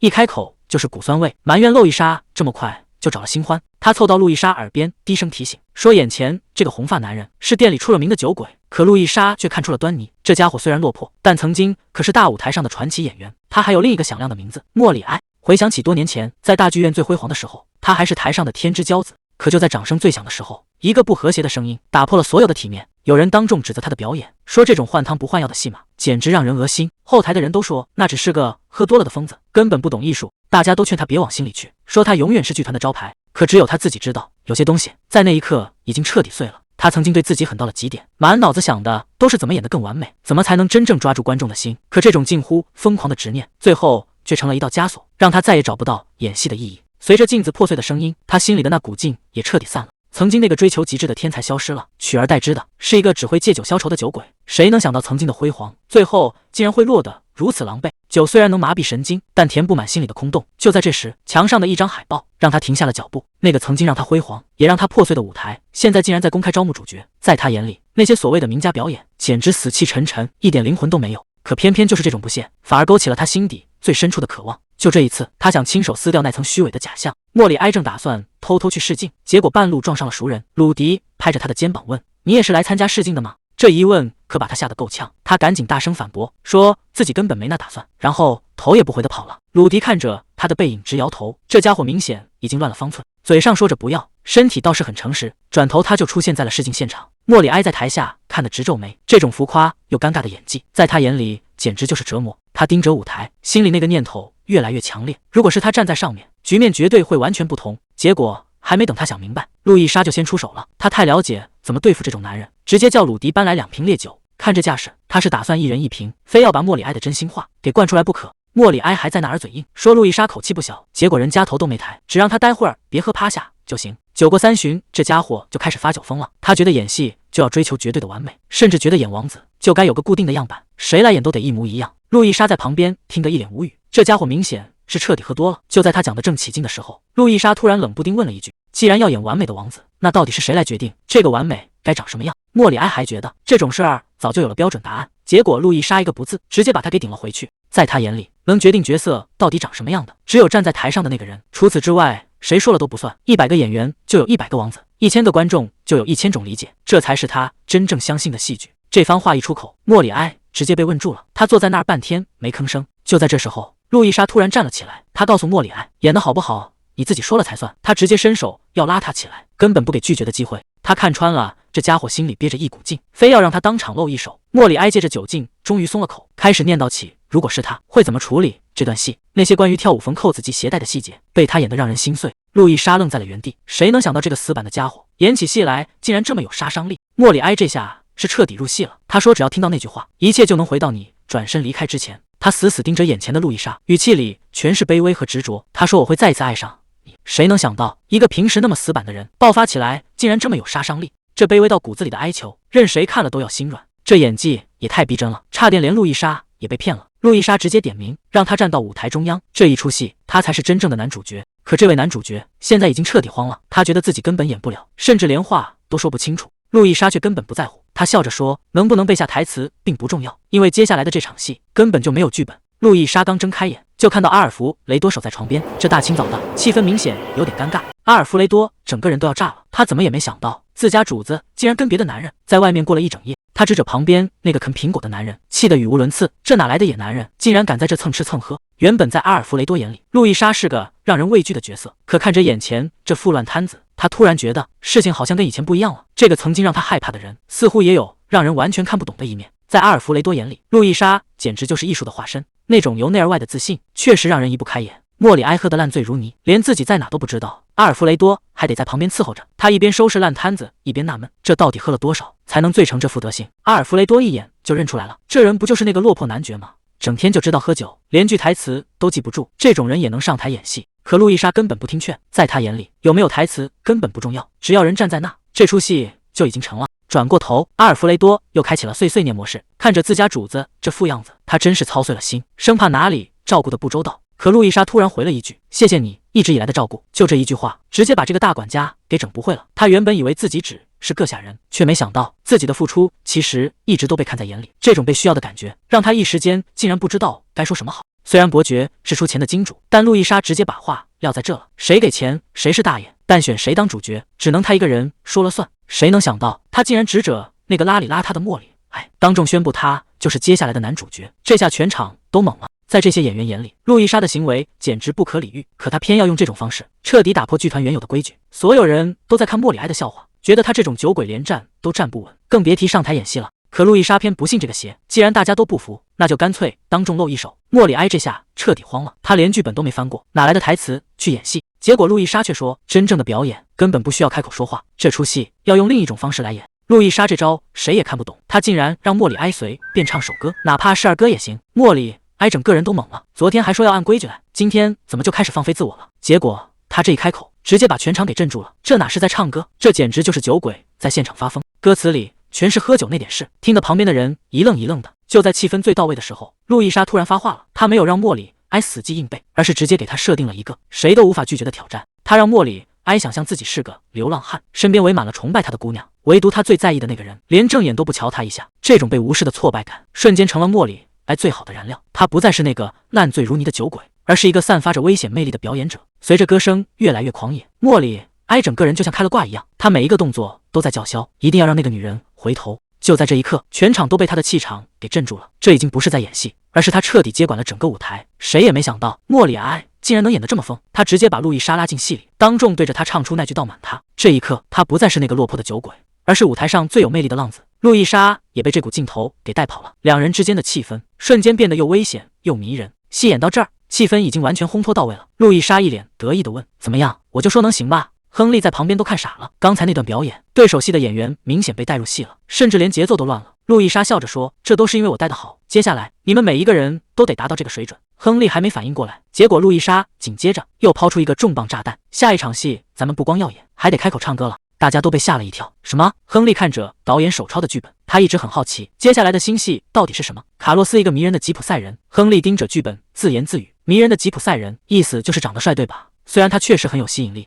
莫里埃一边啃着苹果，一边出现在他身后。“你是在说我吗？”亨利大清早偷偷跑来剧团，结果屁股还没坐热，就被莫里埃撞个正着。莫里埃一边啃着苹果，一边问：“团长都还没来呢，你起这么早，是不是等不及想看剧本了？”亨利嘴上没说话，心里却有点不爽，这家伙说话怎么越来越没大没小了。他随口应了一句：“我是想早点过来，一个人多练练。”其实他心里憋着一股劲，毕竟上次演的那么出彩，本以为这次还能稳坐主角的位置，可谁能想到事情的发展好像跟他预想的完全不一样。亨利心里正不平衡呢，觉得自己这张脸明明也挺能打。莫里埃看他那副样子，问他是不是对自己有意见。亨利赶紧把话题转到剧本上，莫里埃道是挺悠闲，说自己也就大概看了一眼。亨利盯着剧本直发愁，说这个叫卡洛斯的主角性格实在是让人看不懂。结果莫里埃一开口，直接让亨利当场石化。他说：“你研究这个干嘛？这可是我的角色。”亨利这下更不服气了，在他眼里，卡洛斯就是个只会喝酒跳舞的混混，凭什么能人见人爱？莫里埃又啃了一口苹果，不咸不淡地回了一句：“难道长得帅还不够吗？”亨利还在那儿对着剧本硬拗，说这个主角卡洛斯可能根本就不是个帅哥，他觉得要是真长得帅，剧本肯定会直接写出来，而不是只用有魅力这种词来找补。结果莫里埃听不下去了，直接问亨利：“你上次看我演戏的时候，心里真觉得我长得帅吗？”亨利被问的没脾气了，憋了半天才说出一句真心话，他说：“你演的实在是太好了，好到让人根本没心思去看你的脸。”谁知道莫里埃听完直接笑喷了，亨利这才反应过来，自己这是被对方给耍了呀。莫里埃看着亨利那副纠结的样子，笑着说：“他虽然表情不情愿，但说出来的话倒是挺实在。”接着莫里埃就开始讲起戏来，他说主角卡洛斯的魅力其实在于他那种艺术家的气质。在莫里埃的描述里，卡洛斯相貌平平，甚至有点邋遢，但他只要一开口唱歌，就能让所有女人为之疯狂。莫里埃说的一套一套的，连角色的走路姿势都想好了。亨利听得一愣一愣的，他赶紧翻开剧本对了一下，结果发现不对劲，剧本里压根就没写这些细节。莫里埃听完一点也不意外，反而一脸淡定的说：“剧本里当然没写，因为这些东西可不是靠剧本就能定下来的。”路易莎的话说得很透，一个角色到底有没有灵魂，剧本说了不算，全看站在台上的那个人怎么演。就算有100个演员演王子，也会有100种完全不同的感觉，因为他们不是在演戏，而是在替那个角色活一次。莫里埃转头就问亨利：“你该不会真以为我能演主角，纯粹是靠这张脸吧？”他一脸自信地说：“团长那是看中了他的才华，觉得他塑造角色的本事才是真功夫。”亨利听完心里直犯嘀咕，因为团长当初找他的时候，明明亲口说过选他就是因为他长得像剧里的另一个人。亨利这会儿正觉得扎心呢，觉得莫里埃压根就没把自己放眼里，连个名字都记不住。结果莫里埃突然开口问他是不是叫亨利，这一句话直接让亨利整个人都懵了。原来莫里埃不仅记得他的名字，还在剧本上特意标注了，说这个角色非他莫属。看到自己的名字出现在剧本上，亨利简直要了开花了。他没想到对方居然真的把他当回事。莫里埃看他那副激动的样子，一脸的莫名其妙，觉得这有什么好开心的。说完转身就想溜，可亨利哪能这么轻易放过他，直接把人给拦住了。这正事儿还没说完呢，今天谁也别想走。